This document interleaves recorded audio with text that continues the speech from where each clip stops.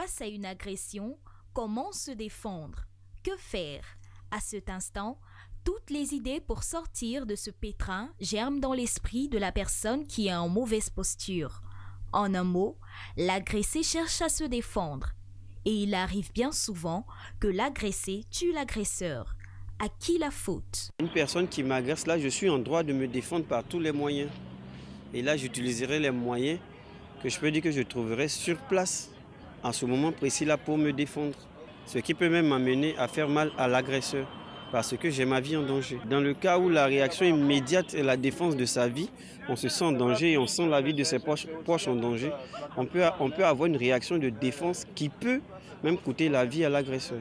Tu as un deux feux, tu es au milieu des bandits, tu es dans un couloir de la Sogefia par exemple, tu as un deux feux au milieu des bandits, il n'y a pas d'issue, tu as une arme sur toi, il faille que tu l'utilises pour pouvoir te sauver. Et moi, dans ce cas de figure-là, moi, je ne vais pas lésiner sur les moyens, quoi.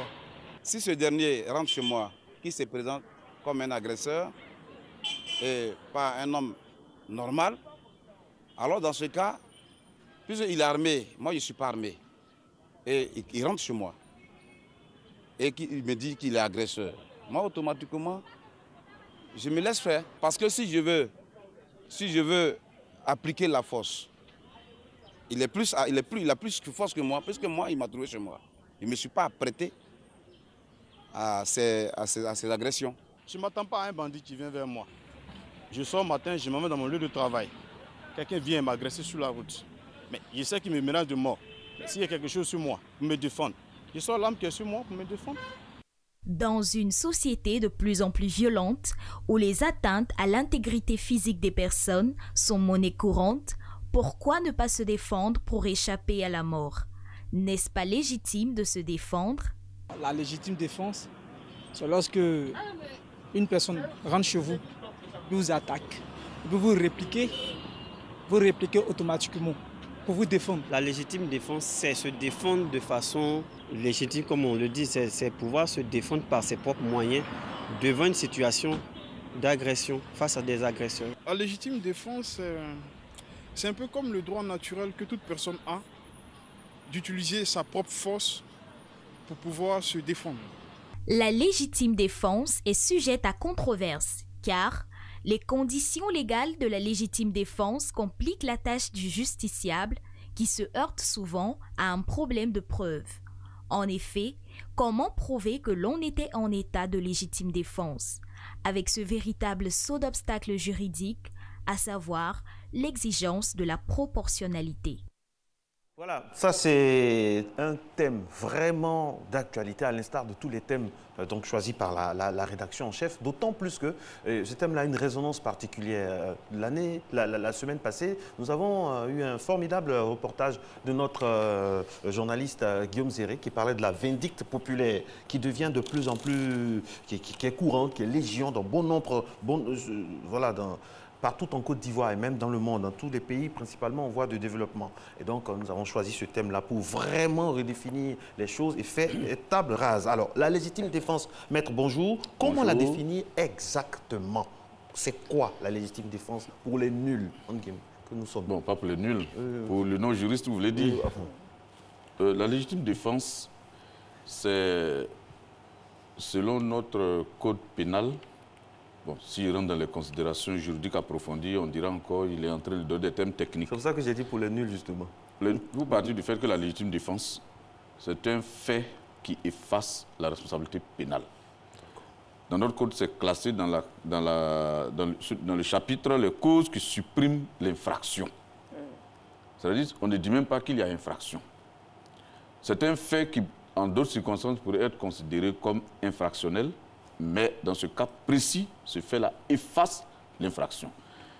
Et cette précision faite, il faut que la légitime défense, c'est le fait de commettre un meurtre, une blessure, lorsqu'on a été obligé de se défendre. Se défendre contre une agression. D'accord. C'est-à-dire pour faire un homicide ou des blessures volontaires commandées par les circonstances de la défense de soi-même, d'autrui ou d'un bien juridiquement protégé. Mais et là, quels sont ses effets?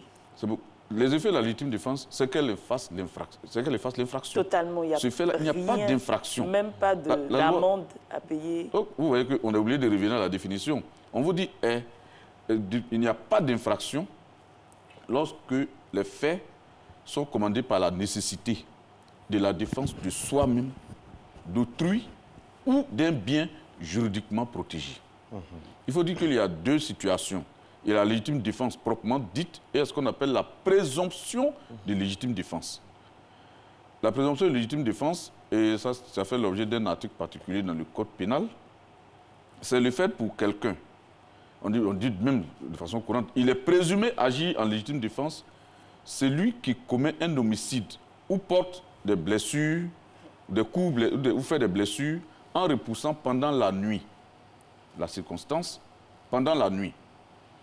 L'escalade ou l'effraction des clôtures, murs ou entrées d'une maison, d'un appartement habité ou de leur dépendance, soit en se défendant contre les auteurs de vol ou de pillage exécutés avec violence. C'est très précis. Là, on est dans les cas. Là. Ça, c'est la présomption. C'est-à-dire qu'elle est présumée déjà. On estime qu'il est déjà en légitime défense. Lorsque de nuit, il entend du bruit, il voit quelqu'un qui escalade. Pourquoi on dit présumé? Parce qu'en son temps, il faut dire que lorsque la notion de légitime défense a commencé à faire jour en Europe, on a vu des personnes qui ont abattu d'autres personnes qui escaladaient des murs ou clôtures. Et au dernier moment, on se rendait compte que ce sont des personnes qui venaient voir leur fille ou bien leur protéger à la maison. Donc c'est pourquoi on a dit non, c'est une présomption à la personne maintenant de montrer que la personne, celui qui venait avait de mauvaises intentions. Alors maître, dans quel cas... c'est une présomption qui peut tomber si la preuve contraire est rapportée. Mais là, j'imagine vraiment que ce sera difficile d'envoyer la preuve contraire. Dans quel cas on peut dire qu'on est en légitime défense? Quels sont les cas précis? Cas précis. D'abord, il faut commettre un fait infractionnel qualifié crime ou délit. C'est-à-dire vous faites un homicide, c'est-à-dire vous tuez quelqu'un, ou bien vous portez des blessures.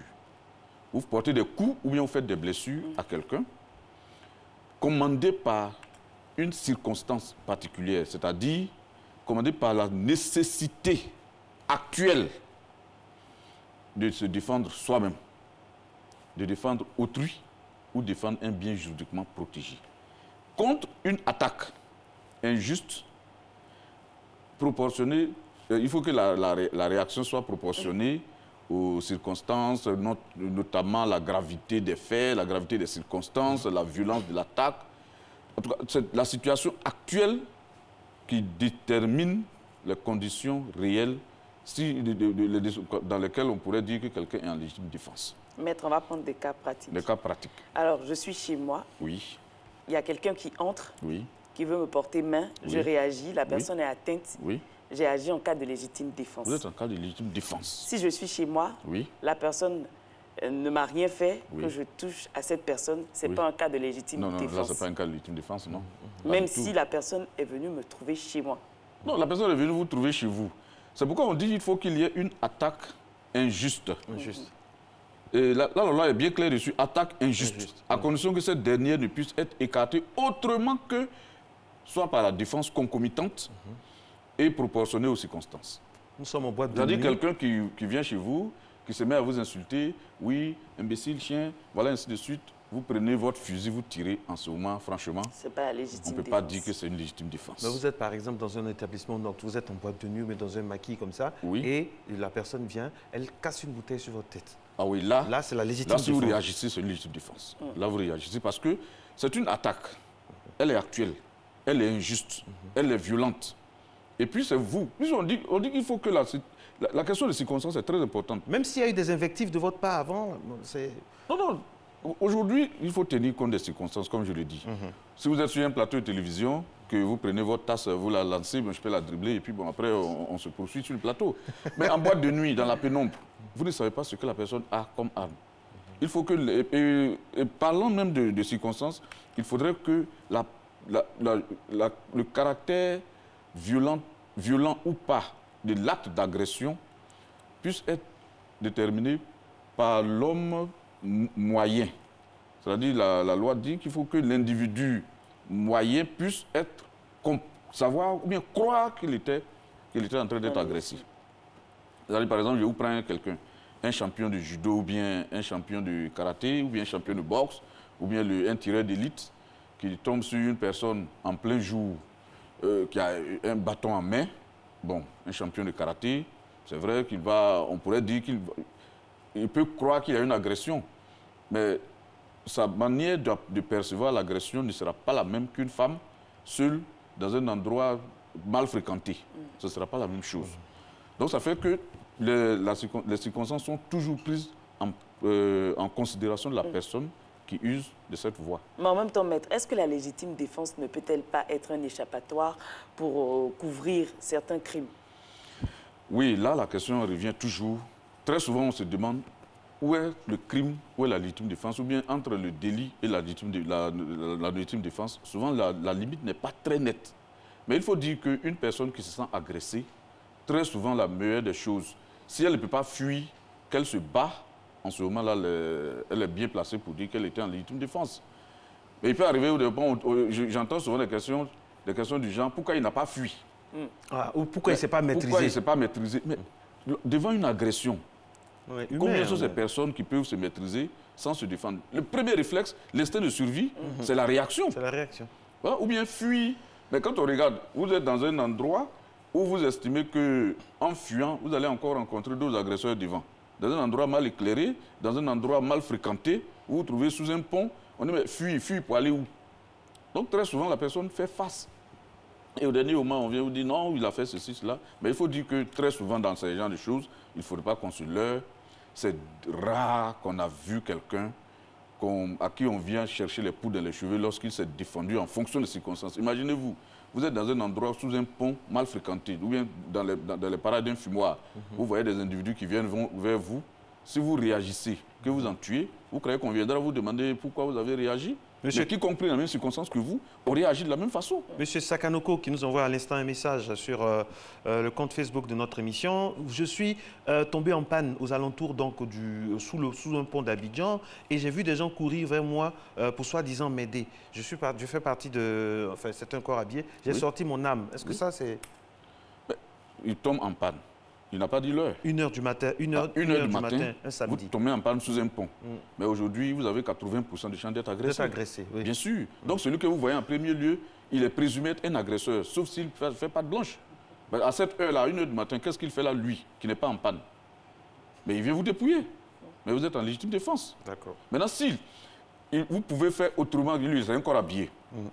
Il n'a pas besoin forcément d'abattre. Des tirs de persuasion peuvent vous suffire. Dissuasion, pardon. Des tirs peuvent suffire pour éloigner. Bon, Abidjan ici, la nuit. Bon, là où me dit Abidjan ici, c'est vrai aussi. Franchement, c'est vrai aussi que s'il tire et que les gens se rendent compte qu'il est armé, peut-être que celui que vous voyez a des complices tapis dans l'ombre. Mais bon, en fait la situation est toujours prise in concreto. Est-ce qu'il a le droit de tenir ceux qui viennent vers lui en joue? Bien sûr. Okay. Mais il se défend. Okay. Mais écoutez, c'est soit lui ou les autres. Qu'est-ce qu'il fait? Se laisser tuer? Ou bien que faire? Mais il se défend. S'il a une arme, la partie visée aussi compte. Hein? Justement, en tant que corps habillé, il a eu une formation suffisante pour savoir qu'on peut ne pas forcément tuer, on peut écarter un danger sans forcément tuer. La partie visée compte. Mais il y a la dose d'adrénaline aussi, là. Son véhicule en panne, vous dites son véhicule en panne, il est 1h30 du matin, c'est difficile psychologiquement. Oui, mais il a reçu une formation que vous et moi n'avons pas reçue. Si aujourd'hui on tombe en panne dans les mêmes circonstances et qu'on nous donne des armes, nous qui voyons certainement pour la première fois une arme, imaginez-vous l'usage qu'on va en faire. Et si c'est lui qui est un corps habillé, qui a eu une formation aguerrie, il vous dira non, il faut la tenir ainsi, il faut tirer là pour ne pas tuer la personne, parce qu'il faut l'interroger après aussi. Vous voyez? Donc c'est pourquoi j'ai dit on prend en compte les circonstances et la personne elle-même qui est en situation de légitime défense. Vous prenez une femme apeurée, vous la trouvez seule dans une maison, et puis vous portez un masque en disant oui, je vais vous tuer. Mais imaginez-vous, sa peur sera différente du champion de karaté qui lui dit bon, avancez, on verra. D'accord. Et également, on parle de proportionnalité. Oui. Là, vous savez, lorsqu'on faisait ce cours en deuxième année, quand le professeur nous a parlé de proportionnalité, on dit mais qui peut juger la proportionnalité une vie contre une vie? Ou bien, ben, ça dépend aussi effectivement, le professeur nous a dit non, calmez-vous, mais imaginez-vous, vous défendez une poupée et vous tuez quelqu'un. Il y a une proportionnalité. On dit non, il a voulu prendre la poupée de mon enfant. C'est pourquoi je l'ai tué. Ou bien, parce qu'on dit, c'est la légitime défense d'un bien juridiquement protégé. C'est-à-dire, vous êtes chez vous, votre corps fort est attaqué, vous réagissez, vous tirez. C'est une légitime défense d'un bien juridiquement protégé, c'est votre bien. Mais s'il s'avère que c'est votre chien qui est en train d'être volé et que vous prenez une lance-roquette, là, quand même, il n'y a pas de proportionnalité, là. Hein. D'accord. Voilà. Ou bien, vous dites, pour les animaux, pourquoi non. il a pris mon stylo? Et c'est pourquoi vous avez pris une massue pour le tuer, pour le taper sur la tête? Mais non, attends, il n'y a pas de proportionnalité, là. Donc, la proportionnalité tient compte du bien défendu et du bien qu'on a détruit, ou bien de la vie qu'on a ôtée, ou bien du coup qu'on a porté. Et si moi j'ai un lien particulier avec mon stylo, par exemple, c'est mon défunt père qui me l'a offert? Oui, mais la valeur du bien n'aura pas changé. On ne juge pas en fonction de l'attachement que j'ai pour l'objet? Oui, l'attachement, mais sur le coup, celui qui sera chargé de rendre sa décision, il tiendra compte de la valeur du bien. C'est vrai que ça a une valeur affective. Mais très souvent, quand on parle de proportionnalité, une vie contre une vie, là, il n'y a pas de... On ne peut pas penser qu'une vie puisse valoir une autre. Quoi. Maître, on doit soit supérieur à une autre, je veux dire. Justement, parlant de vie, de plus en plus, c'est un secret, c'est pour personne, on assiste de plus en plus à la vindicte populaire. Oui. Les Ivoiriens, les gens sont toujours en train de... On attrape un voleur, ça c'est le coup classique. Hein. On attrape un voleur dans le quartier, on va le bastonner sans l'envoyer au commissariat, tout ça. Comment ça doit se passer concrètement? Bon, en fait, j'allais en venir. Parlant d'actualité de l'attaque qu'on écarte, lorsque la personne dont on écarte l'attaque n'est plus dangereuse, il n'y a plus de légitime défense. Ah, ça c'est très important. Vous maîtrisez la personne, on la déshabille même parfois, elle est assise au milieu de la foule, toute excitée, en colère. Bon, très souvent, les gens essaient c'est la vindicte populaire, pas la vindicte populaire, c'est la clameur publique, où on dit voleur, le type il est sans défense, et on voit quelqu'un qui prend un bois, qui vient le taper. Là, ce n'est plus la légitime défense. Là, en ce moment-là, si la personne porte un coup, elle pourra être poursuivie pour coup. S'il y a une blessure, coup et blessure volontaire. Si la personne qui a été atteinte meurt, on va la poursuivre. Ça, il faut expliquer, hein, ça, parce que franchement... Parce que celui qui... Lorsque le danger est écarté, on n'est plus en légitime défense. Vous surprenez un voleur chez vous. Vous criez voleur, il commence à courir. Vous entrez chez vous, vous allez chercher votre machette, puisque vous courez plus vite que lui, vous le rattrapez, vous le tuez, en ce moment, vous n'êtes plus en légitime défense. Parce qu'il était en train de fuir. En son temps, le professeur se reconnaîtra. Un professeur en deuxième année avait donné un sujet où il a dit que quelqu'un a surpris un délinquant chez lui, un brigand, et que le brigand s'est mis à courir. Il a tiré. Tous les étudiants, la plupart des étudiants ont dit non, il n'y a pas de légitime défense parce que l'attaque avait disparu, le risque, du moins la menace avait disparu. Qu'est-ce que le professeur va nous dire dans sa correction? Ces types de bandits sont d'une dangerosité telle qu'il faut les anéantir maintenant parce qu'ils pourraient revenir sur leurs pas et commettre ce qu'ils avaient commencé et qu'ils n'ont pas pu terminer. Bon, j'avoue qu'en son temps, on a été tous scandalisés. Mais on ne sait pas pourquoi l'occasion ne nous a pas été donnée de demander à ce professeur-là si la légitime défense avait de nouvelles conditions ou bien si c'était une décision jurisprudentielle qu'il avait tenté de nous faire passer. Mais là, on a trouvé ça, sur le plan totalement scientifique, on a trouvé ça un peu léger. Mais certainement que dans les circonstances, il y a des voleurs aussi dont la dangerosité fait parler d'eux dans le quartier. On dit celui-là, il est dangereux, il est ceci, il est cela. Vous le voyez en train de fuir. Bon, je dis toujours, c'est les circonstances qui commandent la réaction. Si par exemple, il a l'habitude de voler, ou bien quand il vole, il court, il ne va pas loin, il se cache et il revient après. Bon, tout ça, il est connu pour ça. C'est les circonstances qui permettront de dire si la personne qui a commis l'infraction était vraiment en légitime défense ou pas. Donc vous voyez qu'il n'y a pas, ce n'est pas une formule mathématique qu'il faut appliquer ou bien des cases qu'on remplit. Tout dépend des circonstances. D'accord, tout dépend des circonstances. Donc la vindicte populaire... Non, la vindicte populaire, existe. Là, elle ne peut pas. Non. À partir du moment où le voleur, il est maîtrisé, il est assis, il est déshabillé, ce qui n'est pas d'abord, ce qui est contraire même aux droits fondamentaux de l'homme quand même. Vous attrapez un voleur, mais vous le déshabillez, pourquoi? C'est facile à dire sur un plateau de télé. Il y a des voleurs, par exemple. Il a traumatisé tout un quartier pendant des années. On le recherche. Et quand on l'attrape, comprenez que ce soit humain parfois. Mais bon, on le déshabille. C'est vrai qu'il faut... Mais envoyer à la police. Oui. Mais je vous dis, un ancien bâtonnier me racontait des faits. Il me dit qu'un jour, il était chez lui, on l'appelle. On dit non, qu'il y a un enfant, la maman d'un enfant qui l'appelle. Le jeune homme habite le quartier. On l'accuse de vol. on le prend dans le quartier, on le déshabille, il se promène nu dans le quartier. Tous ses camarades de classe et ses camarades de promotion le voient fille comme garçon. Sa maman a acheté sa maison là, ils habitent là, ce n'est pas qu'un jour ils vont déménager, aller ailleurs. Mais imaginez-vous l'état d'esprit de cet enfant-là lorsque après le bâtonnier a dû venir immédiatement. Il arrive, le jeune homme est déshabillé dans le quartier. Il habite là avec ses parents. Tout le monde le connaît. Mais demain, s'il y a un suicide, vous pensez que cet enfant-là, qui sera responsable du suicide? C'est un voleur, vous l'avez pris.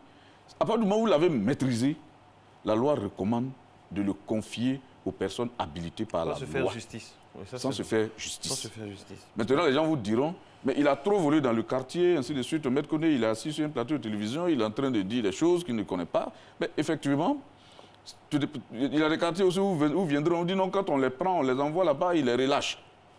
Ça aussi, on l'a entendu. Ça aussi, c'est bon, vrai. Tout dépend, comme je le répète toujours, tout dépend des circonstances. Comme on le dit, c'est chacun qui se connaît, c'est chacun qui connaît son quartier, c'est chacun qui connaît les circonstances.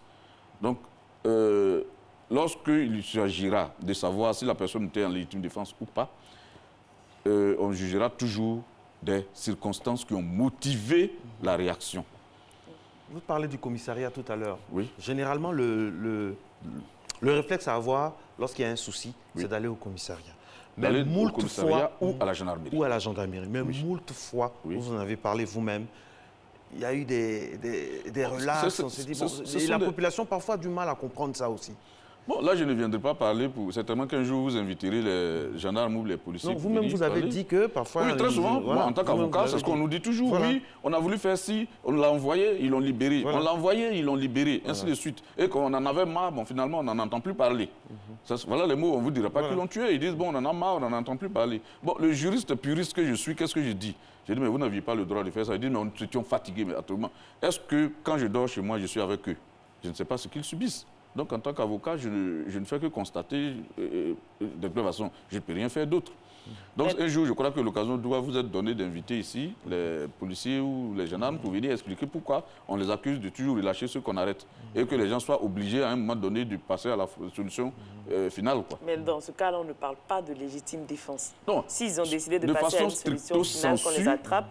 De façon stricto sensu, la vindicte populaire n'est pas une légitime défense. Absolument, oui. À partir du moment où l'infraction, ou la menace qui devrait être écartée par l'acte infractionnel ou criminel a disparu, il n'y a plus de légitime défense. Ça, c'est très important à Et signaler. là encore, la disparition aussi, comme je l'ai dit toujours, elle peut avoir disparu pour quelques minutes. C'est-à-dire le type court, il se cache quelque part et il attend. Bon, là, en ce moment, bon, vous voyez que souvent, il y a des battues qui sont organisées dans les quartiers où qui un gourdin, qui une machette, qui tout ce qui peut frapper, le tuer en main. On cherche, on dit un voleur a couru, il est passé là. Bon, là, comme je le dis toujours, il y a ce que nous disons dans nos textes, dans nos bureaux, et il y a ce qui se passe sur le terrain avec les populations qui savent ce qu'elles souffrent. Je vais vous faire sourire un peu sur ce plateau. Il y a quelqu'un qui nous dit, M. Konaté, que parfois, il y a les voleurs qu'on laisse se reposer et qui ont des pouvoirs mystiques. Bon. Vous avez certainement entendu parler oui, bien sûr, voilà, les pouvoirs mystiques, j'en ai entendu parler. Qui font semblant d'être neutralisés et après, ils font tout, ils mélangent tout.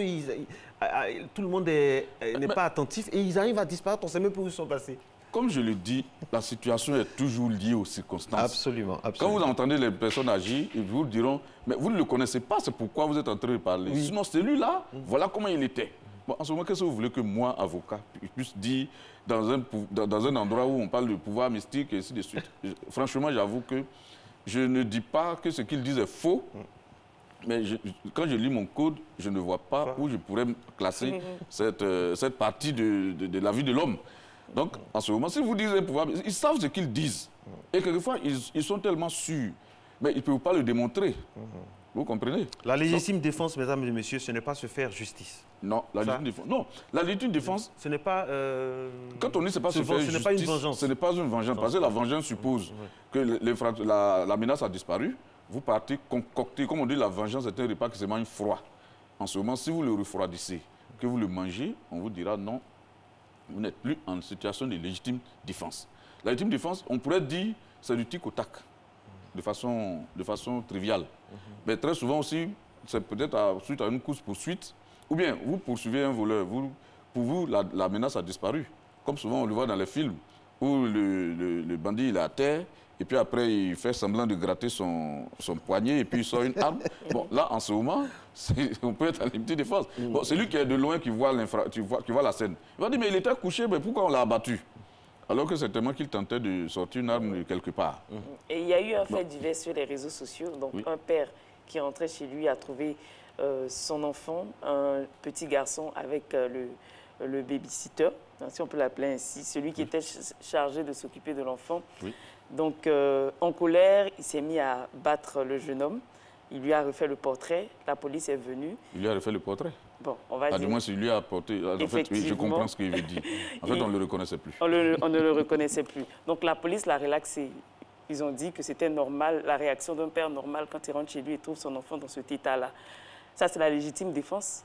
Non, je crois que les circonstances doivent avoir été commandées par autre chose.